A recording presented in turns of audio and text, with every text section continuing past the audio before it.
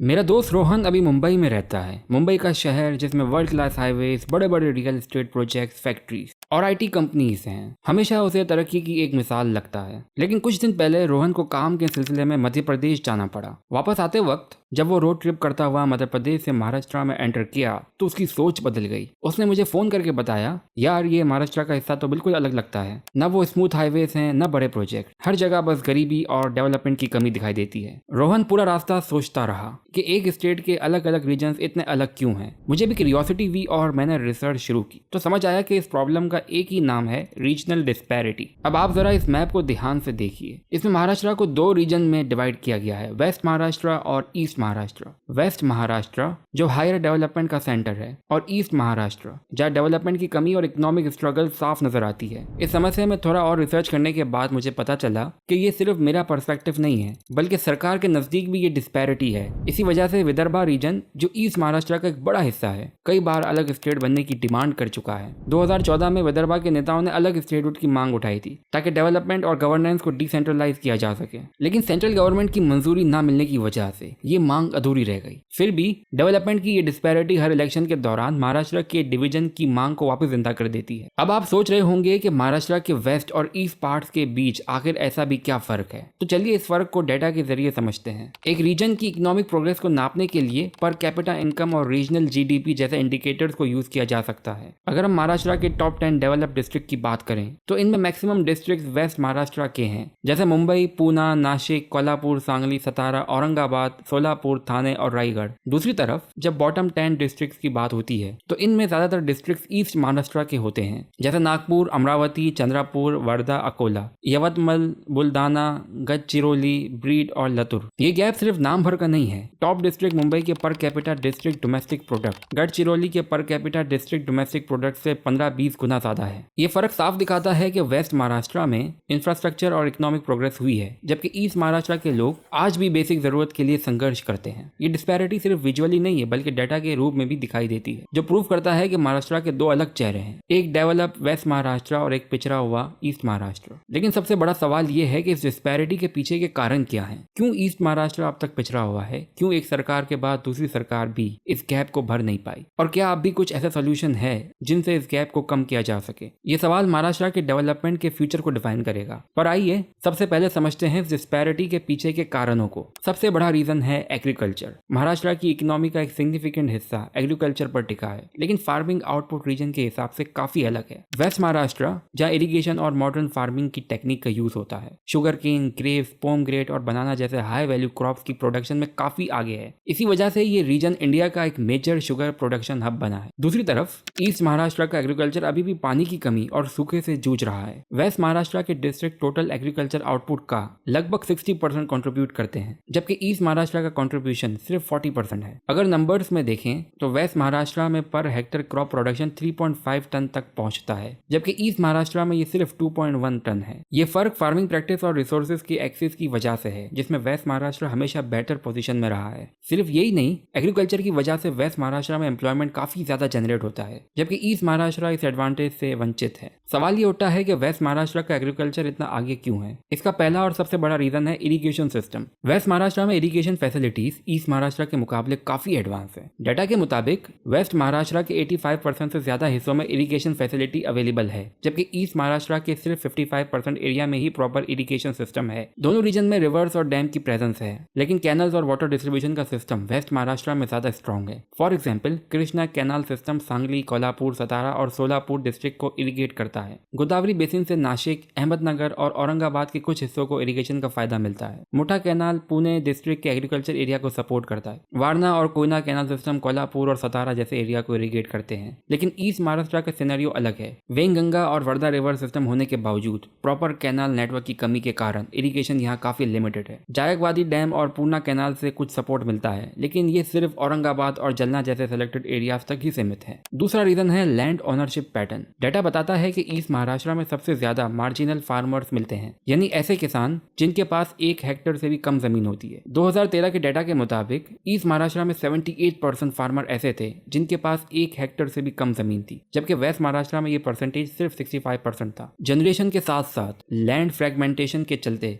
आज लगभग 11 साल बाद मार्जिनल फार्मर का ये परसेंटेज और ज्यादा बढ़ चुका है। वेस्ट महाराष्ट्र के बड़े फार्मर इरिगेशन और मॉडर्न टेक्निक का यूज करते हैं, जबकि ईस्ट महाराष्ट्र के मार्जिनल फार्मर लिमिटेड रिसोर्स और स्मॉल स्केल फार्मिंग की वजह से प्रोडक्शन में पीछे रह जाते हैं। पर इससे क्या फर्क पड़ता है? देखिए, 1966 और 67 में इंडिया में ग्रीन रेवोल्यूशन स्टार्ट हुआ। ग्रीन रेवोल्यूशन का focus high yield variety seeds, tractors, irrigation facilities, pesticides और फर्टिलाइजर जैसे मॉडर्न एग्रीकल्चर मेथड को एडॉप्ट करने पड़ता। अब जिन फार्मर के पास लार्ज फार्म्स अवेलेबल थे उनको इससे ज्यादा फायदा मिला, क्योंकि उनके लिए ये टेक्नोलॉजीज में इन्वेस्ट करना इकोनॉमिकली फीजिबल था। फॉर एग्जाम्पल, अगर आपके पास 20 हेक्टेयर जमीन है तो आपके लिए ट्रैक्टर खरीदना बेनिफिशियल होगा, लेकिन अगर आपके पास सिर्फ 1 हेक्टेयर जमीन है तो ट्रैक्टर में इन्वेस्टमेंट करना ना सिर्फ महंगा होगा बल्कि उसका फायदा भी कम मिलेगा। ये बात उस टाइम की है जब लोन और फाइनेंस सेक्टर किसानों के लिए आज जितने एक्सेसिबल नहीं थे। इसी वजह से वेस्ट महाराष्ट्र के बड़े फार्मर ने ग्रीन रेवोल्यूशन का पूरा फायदा उठाया, जबकि ईस्ट महाराष्ट्र के मार्जिनल फार्मर्स रिसोर्सेज की कमी और फाइनेंशियल कंस्ट्रेंट की वजह से पीछे रह गए। यही रीजन है कि डाटा कहते हैं कि ग्रीन रेवोल्यूशन का सबसे ज्यादा फायदा उन फार्मर्स को मिला है जिनके पास 10 हेक्टेयर या उससे ज्यादा जमीन थी। इसी वजह से मार्जिनल लैंड होल्डिंग वाली फैमिलीज में ह्यूमन रिसोर्सेज का भी काफी वेस्टेज हुआ। जहां एक तरफ टेक्नोलॉजी की एडॉप्शन के बाद एक आदमी अकेला पूरी फार्मिंग संभाल सकता है, वही मार्जिनल फार्मर्स के परिवार के सभी लोग सिर्फ 1 हेक्टेयर जमीन में इंगेज रहते हैं। ये लोग दूसरी जॉब करके फैमिली इनकम बढ़ाने के बजाय सिर्फ अपनी बेसिक जरूरत के लिए फार्मिंग में लगे रहते हैं। ग्रीन रेवोल्यूशन के चलते वेस्ट महाराष्ट्र के बड़े फार्मर ने अपनी प्रोडक्टिविटी और इनकम दोनों बढ़ाई, जिसने इस रीजन को काफी आगे पहुंचाया। लेकिन ईस्ट महाराष्ट्र के मार्जिनल फार्मर्स रिसोर्सेज और एक्सेस की कमी की वजह से उस एडवांटेज को यूज नहीं कर पाए। इसका असर यह है कि आज भी एग्रीकल्चर के मामले में ईस्ट महाराष्ट्र वेस्ट महाराष्ट्र के काफी पीछे है। दोस्तों, भारत के former prime minister Shri Atal Bihari Vajpayee ने एक बात कही थी, you can change your friends but not neighbours. ये बात जितनी इंटरनेशनल रिलेशन में सही है उतनी ही नेशनल डेवलपमेंट के लिए भी काम करती है, और ये बात महाराष्ट्र के दोनों रीजन के केस में भी लागू होती है। एक तरफ है वेस्ट महाराष्ट्र, जिसके नेबरहुड में है मुंबई मेट्रोपॉलिटन रीजन MMR, जो इंडिया का सबसे तेजी से ग्रो करने वाला इकोनॉमिक हब है। वही दूसरी तरफ है ईस्ट महाराष्ट्र, जिसके नेबरहुड में ज्यादा बैकवर्ड रीजन्स हैं, जहां इकोनॉमिक अपॉर्चुनिटीज अभी भी लिमिटेड हैं। वेस्ट महाराष्ट्र के नेबरहुड की बात करें तो MMR एक इकोनॉमिक क्लस्टर के रूप में डेवलप किया गया। प्लान था कि मुंबई के अराउंड ऐसे इंडस्ट्रियल और रेसिडेंशियल हब बनाए जाएं जो पॉपुलेशन एक्सपेंशन और हैवी माइग्रेशन को कंट्रोल कर सकें। इसी वजह से थाने, नवी मुंबई और रायगढ़ जैसे एरिया को रैपिडली डेवलप किया गया, जो मुंबई का अल्टरनेटिव बन सके और माइग्रेंट्स को वहां ऑब्जॉर्ब कर सके। लेकिन ईस्ट महाराष्ट्र के पास ऐसा कोई मैग्नेट क्लस्टर नहीं है जो इसका इकोनॉमिक डेवलपमेंट बूस्ट कर सके। इसी वजह से दोनों रीजन के डेवलपमेंट में ये गैप और ज्यादा बढ़ता गया। महाराष्ट्र के प्रोमिनेंट रीजन्स पर नजर डालें तो MMR के डिस्ट्रिक्ट्स, जिसमें मुंबई, थाने, नवी मुंबई, पलगार और रायगढ़ शामिल हैं, वेस्ट महाराष्ट्र का पार्ट है।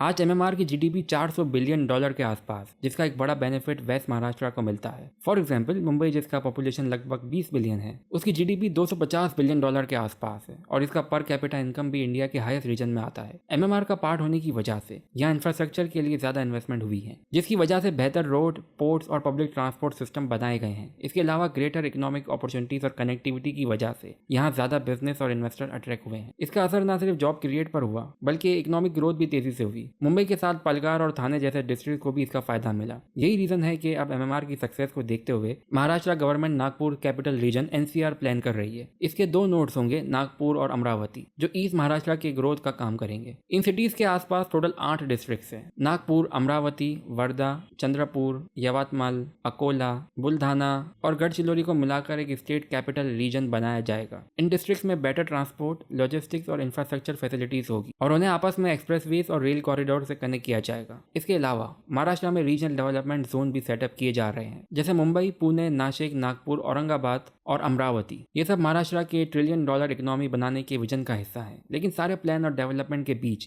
ईस्ट महाराष्ट्र को कितना बेनिफिट मिलेगा, ये एक देखने वाली बात होगी। इंफ्रास्ट्रक्चर के मामले में भी वेस्ट महाराष्ट्र ईस्ट महाराष्ट्र के पीछे छूटता है। वेस्ट महाराष्ट्र के पास मुंबई पुणे एक्सप्रेसवे, मुंबई गोवा एक्सप्रेसवे और मुंबई नासिक एक्सप्रेसवे जैसे वर्ल्ड क्लास इंफ्रास्ट्रक्चर हैं। लेकिन ईस्ट महाराष्ट्र में अभी भी ऐसे बड़े इंफ्रास्ट्रक्चर प्रोजेक्ट की कमी है। हालांकि समृद्धि महामार्ग जैसे प्रोजेक्ट ईस्ट महाराष्ट्र को वेस्ट महाराष्ट्र से जोड़ने का काम कर रहे हैं, लेकिन ईस्ट महाराष्ट्र के ओवरऑल डेवलपमेंट के लिए और बड़े प्रोजेक्ट्स की जरूरत है। वेस्ट महाराष्ट्र में नवी मुंबई इंटरनेशनल एयरपोर्ट जैसे प्रोजेक्ट्स ने इन्वेस्टमेंट को और तेजी से बढ़ाया है, लेकिन ईस्ट महाराष्ट्र की डेवलपमेंट के लिए नए एयरपोर्ट और एक्सप्रेसवे का निर्माण भी उतना ही जरूरी है, ताकि वहां के लोगों को भी इंफ्रास्ट्रक्चर और इकोनॉमिक ग्रोथ का पूरा फायदा मिल सके। फॉर एग्जाम्पल, वेस्ट महाराष्ट्र में एक नई फिल्म सिटी का अनाउंसमेंट हो चुका है जो मुंबई के पास नवी मुंबई रीजन में बनाई जा रही है और बहुत जल्द रियलिटी बन जाएगी। बिजनेस से लेकर रियल एस्टेट के फील्ड तक इस रीजन ने नवी मुंबई इंटरनेशनल एयरपोर्ट और MMR के इंफ्रास्ट्रक्चर की वजह से जबरदस्त इन्वेस्टमेंट हासिल किया है और यही रीजन है कि इस वर्ल्ड क्लास इंफ्रास्ट्रक्चर के चलते वेस्ट महाराष्ट्र की इंडस्ट्रियल ग्रोथ भी काफी अच्छी हुई है। अगर आप महाराष्ट्र इंडस्ट्रियल डेवलपमेंट कॉर्पोरेशन के मैप को देखें तो इसमें महाराष्ट्र के 233 इंडस्ट्रियल एरियाज दिखाए गए हैं। आप देखेंगे कि ईस्ट महाराष्ट्र में सिर्फ 45 इंडस्ट्रियल एरिया है, जबकि remaining 188 industrial areas west Maharashtra,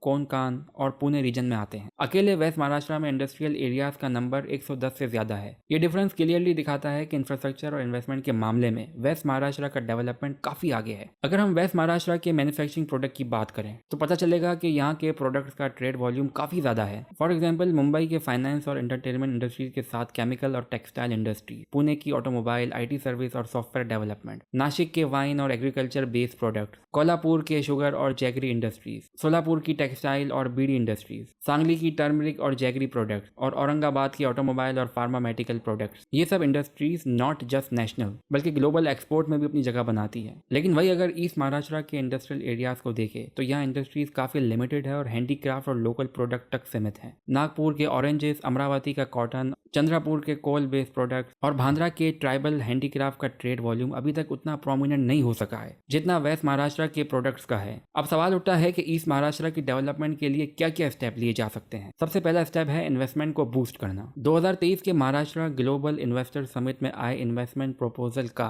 majority हिस्सा वेस्ट महाराष्ट्र को एलोकेट किया गया, जबकि ईस्ट महाराष्ट्र के लिए सिर्फ एक छोटा हिस्सा छोड़ा गया। टारगेटेड इन्वेस्टमेंट जोन बनाने और सब्सिडीज देने से ईस्ट महाराष्ट्र में इंडस्ट्रियल ग्रोथ को बूस्ट किया जा सकता है। दूसरा स्टेप है एग्रीकल्चर डेवलपमेंट। ईस्ट महाराष्ट्र के फार्मर अभी भी इरिगेशन की कमी से जूझ रहे हैं। वैनगंगा और वर्धा रिवर होने के बावजूद यहाँ प्रॉपर कैनल नेटवर्क की कमी है। जयागवादी डैम का एक्सपेंशन और नए इरिगेशन प्रोजेक्ट लाने से यहाँ की एग्रीकल्चर प्रोडक्टिविटी और फार्मर की इनकम दोनों बढ़ाई जा सकती है। तीसरा सॉल्यूशन कनेक्टिविटी है। समृद्धि महामार्ग जैसे प्रोजेक्ट से ईस्ट और वेस्ट महाराष्ट्र के बीच कनेक्टिविटी इंप्रूव हो रही है, लेकिन इस रीजन को और नए एक्सप्रेसवे और रेल कॉरिडोर की जरूरत है। For example, Nagpur Amravati industrial corridor और चंद्रपुर हैदराबाद एक्सप्रेसवे को तेजी से कंप्लीट करके इंफ्रास्ट्रक्चर को और मजबूत बनाया जा सकता है। चौथा सोल्यूशन है लोकल प्रोडक्ट्स और हैंडीक्राफ्ट का प्रमोशन। ईस्ट महाराष्ट्र के इंडिजीनियस प्रोडक्ट जैसे नागपुर के ऑरेंजेस, वारदा की खाड़ी और चंद्रपुर के बाम्बू क्राफ्ट्स को नेशनल और इंटरनेशनल मार्केट में प्रमोट करने की जरूरत है। इसके लिए महाराष्ट्र गवर्नमेंट की 1 डिस्ट्रिक्ट 1 प्रोडक्ट स्कीम का फायदा उठाया जा सकता है, जिसमें स्पेशलाइज प्रोडक्ट्स को एक्सपोर्ट वर्दी बनाया जाए। और अगर यूथ की बात करें तो ईस्ट महाराष्ट्र के यूथ को अब स्किल करना होगा। स्किल डेवलपमेंट सेंटर और IT हब स्टैब्लिश करके यहाँ के यूथ को एंटरप्रेन्योरशिप और स्टार्टअप के लिए मोटिवेट करना जरूरी है। लोकल पोटेंशियल को यूटिलाइज करके ईस्ट महाराष्ट्र को भी वेस्ट महाराष्ट्र के बराबर एक स्ट्रॉन्ग इकोनॉमिक फोर्स बनाया जा सकता है। आखिर में जब ये सारे सॉल्यूशन इंप्लीमेंट होंगे तब ईस्ट महाराष्ट्र भी वेस्ट महाराष्ट्र के साथ मिलकर महाराष्ट्र के $1 ट्रिलियन इकोनॉमी का विजन पूरा करने में अपना योगदान दे सकेगा। इस मुद्दे पर आपकी क्या राय है, कमेंट करके जरूर बताएं। उम्मीद है मेरी जानकारी आपको पसंद आई होगी। For more videos please like this video and subscribe this channel. Thank you.